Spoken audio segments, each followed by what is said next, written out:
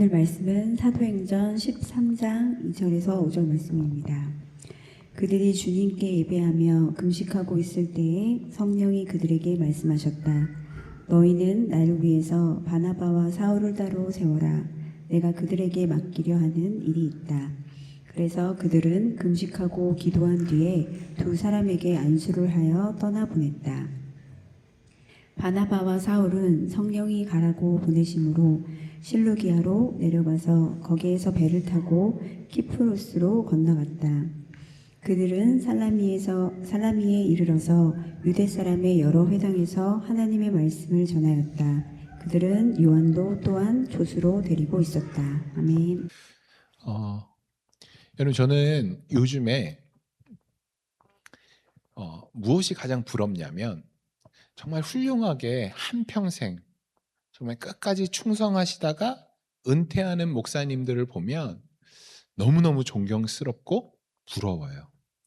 그러니까 예전에는 유명한 목사님, 큰 교회에 뭐 이런 분들을 제가 부러워했는데, 보니까 정말 많은 분들이 목회하는 도중에 넘어지시는 분들이 너무 많이 있어요. 명예롭지 못하게 은퇴하시는 분들도 너무 많이 봤고, 그래서 어떤 사역이든, 작은 사역이든 작은 교회든 사람이 많이 모이는 교회든 끝까지 그곳에서 하나님이 맡겨주신 사명을 끝까지 충성하다가 정말 좋은 목회자의 본으로 은퇴하시고 남은 여생 하나님께 충성하며 살아가는 목사님들을 보면서 그런 분들을 닮고 싶고 저도 그런 목회자가 되면 좋겠다, 이런 생각을 요즘에 굉장히 많이 하는 것 같아요. 오늘 본문을 보면 사도 바울이 드디어 1차 전도 여행을 떠나게 됩니다. 1차 전도 여행을 시작해요. 사도 바울이 네로 박해 때 그런 일들로 인해서 네로 박해 때 참수형을 당하거든요. 그래서 한 22년 사역을 해요. 보면 1차 전도여행을 시작으로 해서 참수형이 당하는 그 죽음의 그 순간까지 사도 바울은 끝까지 하나님 말씀에 하나님이 주어주신 그 사명을 끝까지 잘 감당하면서 하나님께 가는 것들을 제가 보면서 사도 바울의 삶이 너무나도 부럽다라는 것을 느낍니다. 여러분, 사도 바울이 그 한평생 정말 하나님이 주신 그 사명을 감당할 때 평탄하게 사역을 했을까요? 아무 흔들림이 없어서 정말 하나님이 기뻐하시는 사도로 하나님의 부르심을 받았을까요? 아니요. 고린도후서 11장을 보면 사도 바울이 얼마나 힘든 사역을 했는지 그 이야기가 나와요. 한번 보실까요?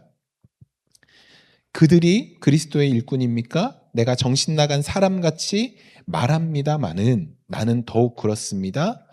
나의 수고도 더 많이 하고, 이제부터 사도 바울이 얼마나 어려운 사역을 했는지 한번 보셔요.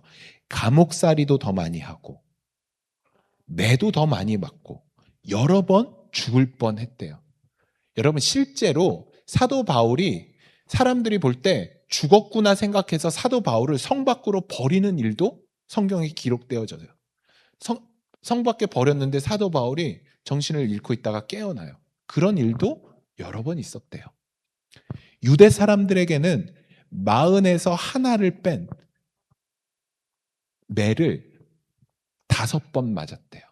그러니까 39. 왜 마흔에서 하나를 뺐냐면 저렇게 맞으면 죽어요. 사람이 죽어요. 그러니까 저런 정말 죽음에 이르는 저 매를 5번이나 맞았대요. 여러분, 채찍을 맞은 것이 3번이요. 로마 채찍 아시죠? 그냥 이런 채찍이 아니에요.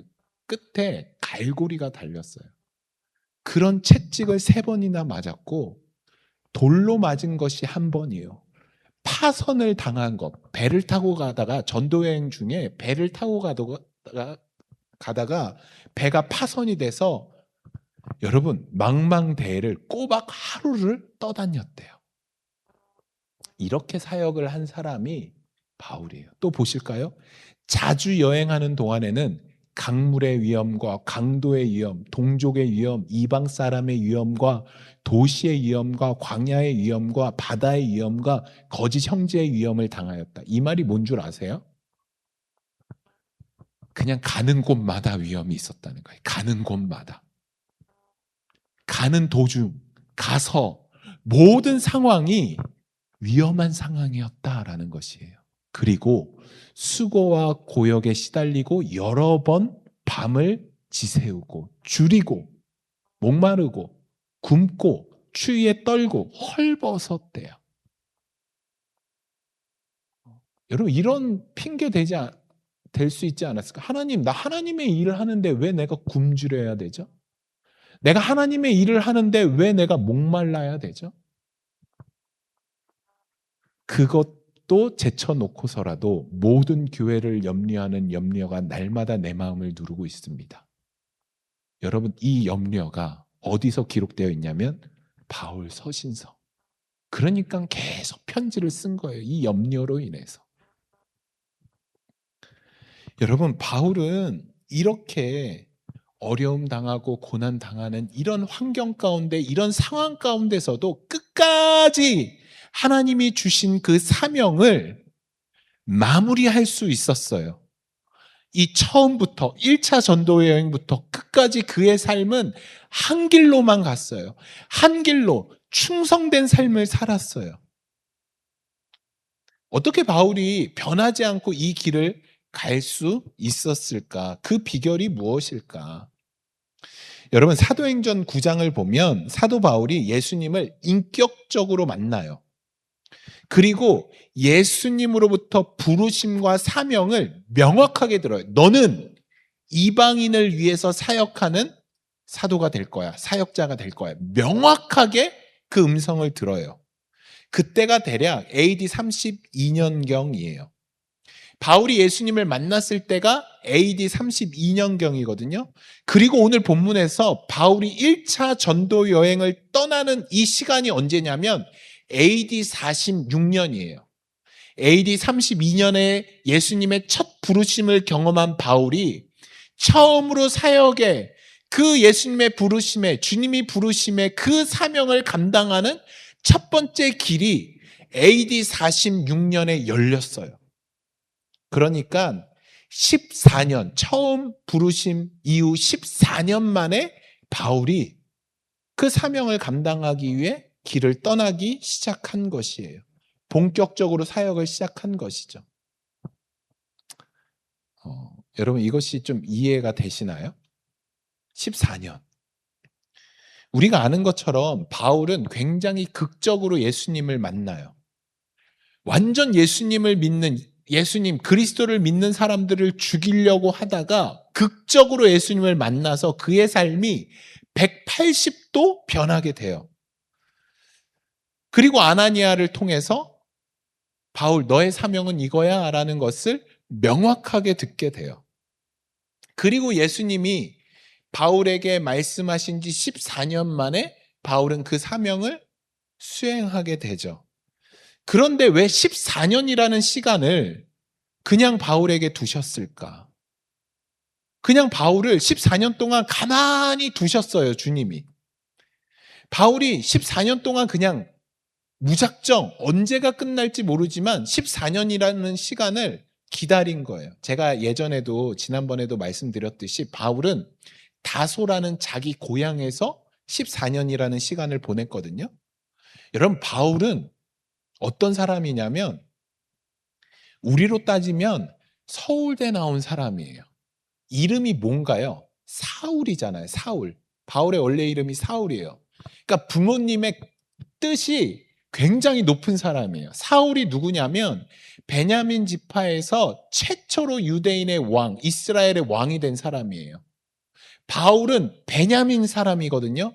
그러니까 이 부모가 바울에게 사울이라는 이름을 주면서 어떤 마음이 있었겠어요? 너는 우리 베냐민 지파의 최초의 왕이 됐던 그 사울 왕처럼 훌륭하고 이스라엘의 최고의 지도자가 돼야 돼 하고 사울이라는 이름을 줬을 거예요. 그리고 그 사울이라는 이름에 걸맞게 바울은 승승장구하면서 최고의 엘리트 코스만 밟고 올라가요. 여러분, 이 바울이 청년의 시기에 무엇을 했냐면 자기의 조직을 꾸렸어요. 그리고 대제사장에게 최고의 권위를 부여받아요. 너는 이제 그리스도를 믿는 사람을 다 심판할 수 있는 지위를 부여할게. 어마어마한 지위, 사람의 생사, 그거를 다 심판하고 어떤 것이든 행할 수 있는 생사 여탈의 그런 능력을, 권위를 부여받고 길까지 떠났던 사람이에요. 얼마나 대단하냐면 차기 어떤 진짜 미래 지도자의 그런 모습이 사울의 모습이었죠. 바울의 모습이었죠. 그런데 갑자기 이단에 빠졌어요. 그 유대인들, 사람들 입장에서 이단에 빠졌어요. 그 능력 있고 승승장구하던 사람이 갑자기 바보가 돼서 이단에 빠져서 고향으로 내려와요. 빈털터리가 돼서. 그리고 그때 당시는 처음 내려왔을 때는 앞도 못 봐요. 눈까지 멀어서 내려와요. 반거지가 돼서 내려온 거예요. 그리고 비록 눈은 치유됐지만 14년이라는 시간 동안 그냥 이단에 빠진 얘기만 해요. 예수님 얘기만 해요. 그런데 그 예수님 믿는 사람들과 함께 지내면 또 몰라. 실컷 예수님 믿는다라고 하면서 예수님 믿는 사람들, 특히 예수님의 제자라고 불리우는 사도들을 만나려고 갔는데 만나주지도 않아요. 그리스도인들이 멀리해요. 왕따 당하는 거예요. 유대인에게도 왕따, 그리스도인에게도 왕따. 그런 시간을 14년을 보내는 거예요. 14년. 여러분, 이 정도면 의심하지 않을까요? 바울이? 내가 진짜 예수님 만난 게 맞나? 예수님의 그 음성을 내가 진짜 들은 게 맞나? 의심하지 않았을까요? 그런데 바울은 흔들리지 않았어요. 여러분, 되게 재밌는 거는 뭐냐면 이 기다림의 시간은 비단 바울만 가졌던 것이 아니에요. 성경을 보니까 하나님의 사람이라고 불리우는 모든 사람은 이런 시간을 갖게 돼요. 아브라함, 모세, 다윗, 사울. 여러분, 아브라함은 75세의 부름을 받았거든요. 그런데 이삭을 언제 낳냐면 100세에 낳아요. 25년을 기다렸어요. 여러분, 모세는 40세에 자기가 이스라엘을 구원하려고 애굽 그 사람까지 죽여요. 그런데 하나님이 그를 언제 부르시냐면 80세에 부르셔요. 40년을 기다려요. 미디안 광야에서. 애굽의 왕자였던 이 모세가. 여러분, 다윗이 사울에게 기름 부음 받거든요. 정확하게 그 나이가 기록되어 있지 않아요. 그런데 젊은이였다 이렇게 이야기하는데 학자들은 15세라고 얘기해요. 처음 사울에게 왕이 될 거야라고 기름 부음 받았던 시간이 15세였는데 진짜 기름 부음 왕으로 등극한 건 30세예요. 15년 동안 뭐 했냐면 다윗은 사울을 피해 다녔어요. 각 시대는 다르지만 하나님의 사명을 받은 하나님의 일을 감당하는 이 사람들은 모두 공통적으로 이 기다림의 시간을 가졌어요. 그리고 이 기다림의 시간을 통과해야만 비로소 하나님이 말씀하신 하나님에게 주어진 그런 일들을 감당할 수 있었다. 성경을 보면 그런 이야기들로 가득하죠. 여러분, 이 기다림의 시간이 꼭 필요할까요? 우리 아이들 보면 기다림의 시간인 거죠. 우리 세연이, 준섭이, 하연이, 우리 에린이도 기다리고 있는 거죠. 기다림의 시간. 우리는 알죠. 이 시간이 얘네들이 놀 거 좀 덜 놀고 맨날 책 좀 봐라, 책 좀 봐라 하는데 그런 시간을 왜 가져야 하는지 우리 어른 돼서니까 이제 알잖아요. 동일해요. 이 기다림의 시간은 꼭 필요합니다. 나 그만둘래. 나 이제 할 수 없어. 여러분, 이렇게 얘기해도 누구도 비난할 수 없을 정도의 그런 고난의 시간을 이분들은 보냈어요. 이 기다림의 시간 동안 하나님은 이들에게 무엇을 알려주려고 했을까요? 여러분, 우리 아이들이 공부를 하잖아요. 공부를 하잖아요. 근데 오은영 박사님이 이런 얘기들을 했었던 게 기억이 나요. 아이들이 공부를 하는데 우리 부모님들은 공부 잘해라 잘해라. 저도 뭐 하루에 수십 번씩 우리 준섭이에게 얘기하는데 공부 잘해라 잘해라 하는데 공부하는 시간이 아이들에게 꼭 필요한가요? 라는 질문을 누군가 했나 봐요. 오은영 박사님에게. 그랬더니 오은영 박사님이 이렇게 이야기하더라고요. 공부를 잘하는 것도 좋고 공부를 못해도 괜찮대요. 공부를 잘하고 못하고가 이 시기 때 중요한 것이 아니라 이 시기 때 아이들이 배워야 하는 것은 자세라는 거예요. 공부 시간에 공부할 수 있는 능력을 키우는 거예요. 그 시간을 견디는 것. 그 시간을 공부하는 학생으로서의 시간으로 보내는 것. 그런 시간이 이 아이들에게 중요하다라는 거예요. 그래서 이 아이들이 컸을 때 어떤 일들을 하면서 자기의 직업으로 삼을 때 이것이 밑바탕이 된다라는 거예요. 동일하게 우리 이분들에게 하나님은 기다림의 시간을 허락하셨어요. 그럼 이 기다림의 시간 동안 하나님은 무엇을 알려주려고 이 기다림의 시간을 이들에게 허락하셨을까요? 장소와 시간은 다른데 모두 같은 것을 하나님이 알려주시려고 이 시간을 하나님이 이들에게 허락하신 거예요. 그것은 바로 힘을 빼는 거예요. 힘을 빼는 거.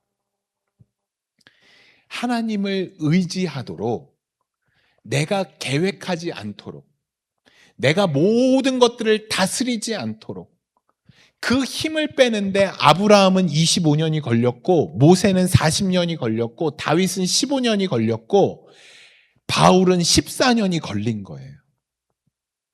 하나님께서 부르신 사람들의 힘을 빼는데 이렇게 시간이 필요했던 것이에요. 그렇다면 이 힘을 빼는 건 왜 중요할까요? 하나님을 의지하는 것이 왜 중요할까요? 오늘 본문에 그 이유가 있죠. 13장 4절 말씀 한번 보실까요? 바나바 사울은 성령이 가라고 보내심으로. 여러분 14장 4절은 바울이 전도 여행을 어떻게 시작하게 되었는지 그 이유를 설명해요. 바울이 전도 여행을 가게 된 것은 성령이 가라고 하셨기 때문에 간 거예요. 이해가 되시나요? 바울이 결정한 것이 아니에요. 내가 가야지 해서 1차 전도 여행을 시작한 것이 아니라 성령이 가라고 보내셨기 때문에 바울이 간 것이에요. 바울이 떠난 것이 아니에요. 바울은 그냥 보냄받은 사람이에요. 14년 전에 바울이면 자기가 계획했겠죠. 여러분, 바울이 얼마나 대단한 사람인가요? 그 유대교의 열심으로 인해서 내가 저 이단들, 예수님을 믿는, 예수를 믿는 저들을 내가 심판하리라 하고 자기가 결정하고 자기가 사람들을 주도해서 사람들을 이끌고 그들을 잡으러 갔던 사람이에요. 그런 바울이 예수님을 믿게 되고 얼마든지 그냥 그 즉시 바로 전도여행을 갈 수 있었던 사람이에요. 자기가 결정하고 자기가 계획하고 자기가 보내서 예수님 믿으라고 얼마든지 자기의 열심으로 전도할 수 있었던 사람이 바울이에요. 그런데 주님이 그렇게 하지 못하도록 바울을 멈춰 세우고 그 그 자리에서 14년을 두신 거예요. 너 네가 계획하면 안 돼. 너 너의 힘과 능력으로 그렇게 하면 안 돼. 그리고 바울을 14년이라는 시간 동안 힘을 빼게 하신 거예요. 그리고 때가 참해.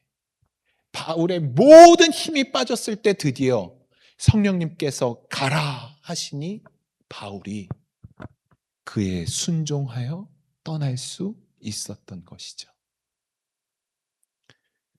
바울은 14년 동안 이것을 배운 거예요.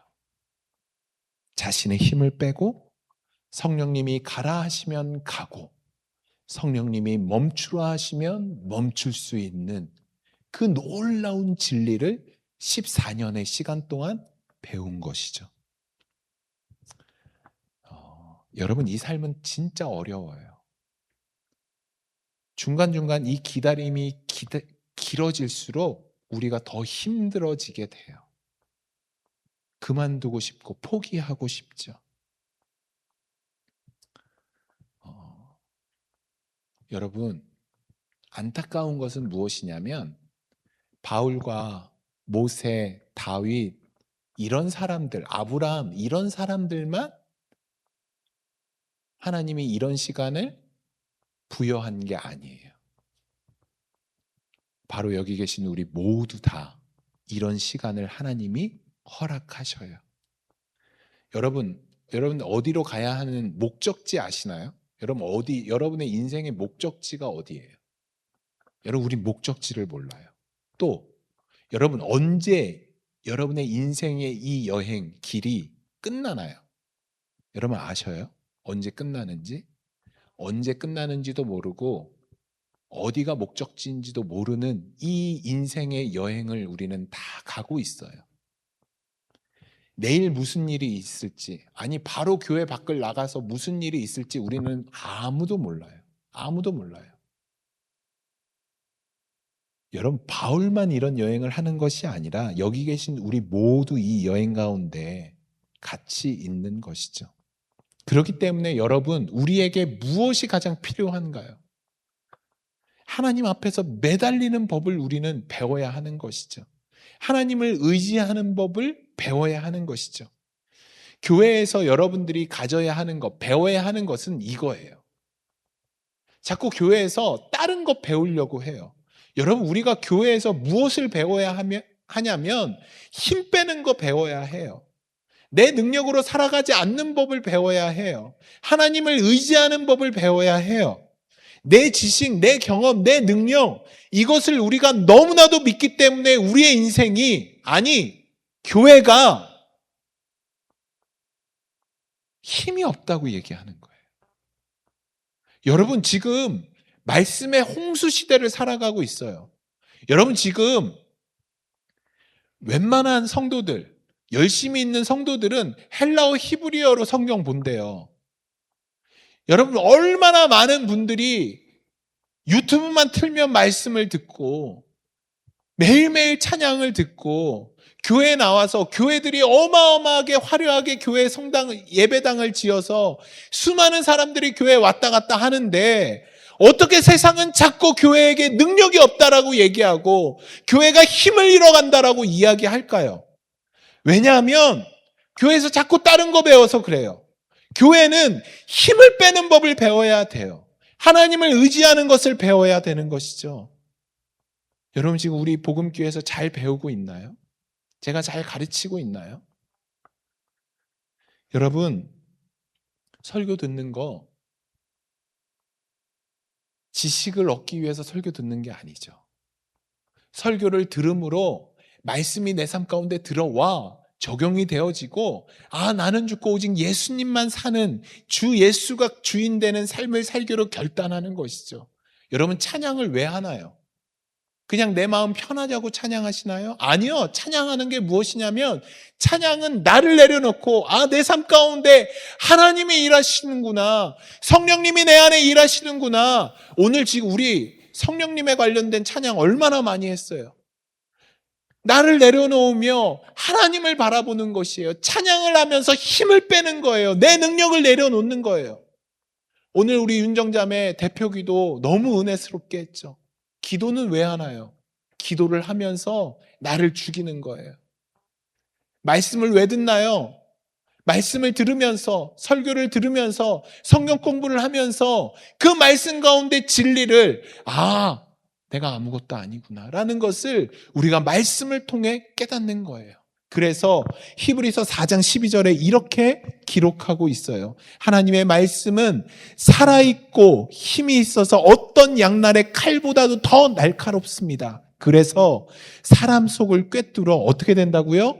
혼과 영을 갈라내고 관절과 골수를 갈라놓기까지 하며 마음에 품은 생각과 의도를 밝혀냅니다. 하나님의 말씀이 여러분 안에 들어가면 이 말씀으로 인해서 찔림이 오고 이 말씀으로 인해서 주님을 더 알게 하는 일들이 생긴다는 것이에요.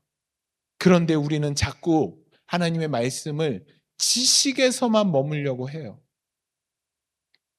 이 말씀이 나의 삶 가운데 내려오지 않아요.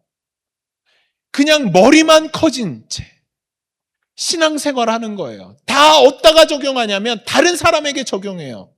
쟤는 왜 저래? 다 말씀으로 다른 사람을 판단하는데 이 말씀을 사용해요. 아니요, 말씀은 그런 것이 아니에요. 그렇기 때문에 우리가 교회에서 해야 되는 것은 우리의 힘을 빼는 것을 배우고 내 능력과 힘으로 되지 않음을 고백하면서 그것을 날마다 고백할 수 있는 믿음의 사람으로서 우리가 교회 안에서 서야 되는 것이죠. 여러분, 제가 여러분들에게 그것을 가르쳐야 되는 목회자인 것이죠. 또 여러분들은 세상 가운데 그것을 알려줘야 하는 그리스도인들인 것이죠. 우리는 내 마음과 내 힘과 능력으로 이 땅에 오지 않았어요. 내 뜻대로 오지 않았어요. 여러분, 어떤 누가 내 인생의 목적과 뜻을 알고 이 땅에 태어나나요? 어떤 누가 태어나나요? 아니요. 그냥 눈 떠보니까 이 세상에 태어난 존재예요. 하나님이 우리를 보내셨어요. 여러분, 우리 특별히 준섭이, 세연이, 하연이, 에린이 우리 아이들을 이 땅에 누가 보내셨나요? 네. 저는 준섭이 아버지니까 고백할게요. 하나님이 준섭이를 이 땅에 보내셨어요. 우리 세연이, 하연이는 하나님. 우리 지영 자매님, 경호 형제님, 우리 에린이, 이든이 누가 보내셨죠? 하나님이 보내셨죠? 정말 믿으시나요? 그러면 하나님이 보내셨다면 이 아이들을 향한 하나님의 뜻이 있는 것도 믿으시나요? 저도 믿어요. 그러면 이 아이들의 삶을 누가 책임져 주실까요? 하나님이 책임져 주세요. 그러면 이 아이들이 누구한테 물어봐야 할까요? 자기의 인생의 뜻과 목적을 누구에게 물어봐야 할까요? 부모에게 물어봐야 할까요? 어떤 유명 책에서 그것을 발견해야 될까요? 먼저 1차적으로 누구에게 물어야 할까요? 하나님에게 물어야 돼요. 얘들아, 그러면 준서봐, 세연아, 하연아, 에리나, 잘 중요한 거야. 잘 봐. 너희들 하나님 앞에 반드시 물어봐야 돼. 뭘 물어봐야 되냐면 하나님, 저를 이 땅에 왜 보내셨나요? 반드시 물어봐. 그리고 그것에 대한 대답을 들어야 돼. 세연아, 들어야 돼? 준섭이도 들어야 돼? 대답은 해야지. 눈으로 대답하는 거지. 깜빡이는 거야, 나한테. 에리나, 꼭 들어야 돼. 꼭 하나님 앞에 묻고 하나님 앞에 들어야 돼. 부모인 우리는 아이들이 잘 묻고 하나님 앞에 잘 들을 수 있도록 같이 기도해 줘야 돼요. 그 일이 우리에게 필요해요. 아이들의 삶 가운데 아이들의 삶에 힘을 뺄 수 있도록 우리가 도와줘야 돼요. 그러기 위해서 우리도 우리의 삶에 힘을 빼야 되는 것이죠. 여러분 마음대로, 여러분 뜻대로, 여러분 능력대로 삶을 계획하지 마세요. 하나님 앞에 꼭 물어보세요. 제발. 제발 물어보세요. 하나님, 저를 이 땅 가운데 왜 보내셨나요? 저를 향한 하나님의 뜻이 무엇인가요? 꼭 물어보시고 하나님의 뜻에 합당한 삶을 살아가는 저와 여러분들이 되셔야 되는 것이죠. 그래서 우리의 삶이 오늘 본문의 말씀처럼 바나바와 사울을 성령이 보내셔서,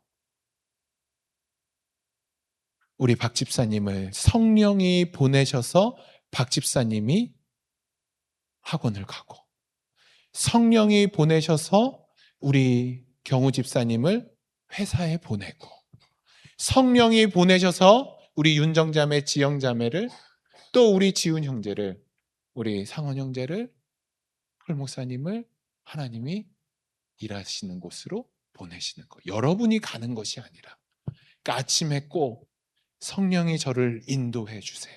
꼭 기도하셔야 돼요. 이게 여러분 힘 빼는 일이에요. 여러분 어떤 일 결정할 때 꼭 기도하세요. 여러분이 이미 마음으로 결정해 놓고 어떤 일을 하는 것이 아니라, 하나님, 저 하나님이 하지 말라고 하면 저 안 할게요. 할 수 있어야 돼요. 그렇게 여러분 삶에 주님이 개입하시고 일하실 수 있도록 여러분 삶에 힘을 빼는 일들을 교회에서, 삶 속에서, 말씀을 통해서 배우고 나가시기를 간절히 소망합니다.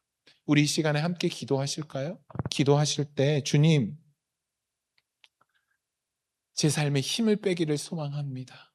내 뜻대로, 내 마음대로 살아가는 인생이 아니라 하나님께서 말씀하시는, 하나님께서 인도하시는, 성령이 이끄시는 삶을 우리가 살 수 있도록 하나님 붙들어 주시옵소서. 함께 기도하며 나가도록 하겠습니다. 기도하겠습니다. 주님,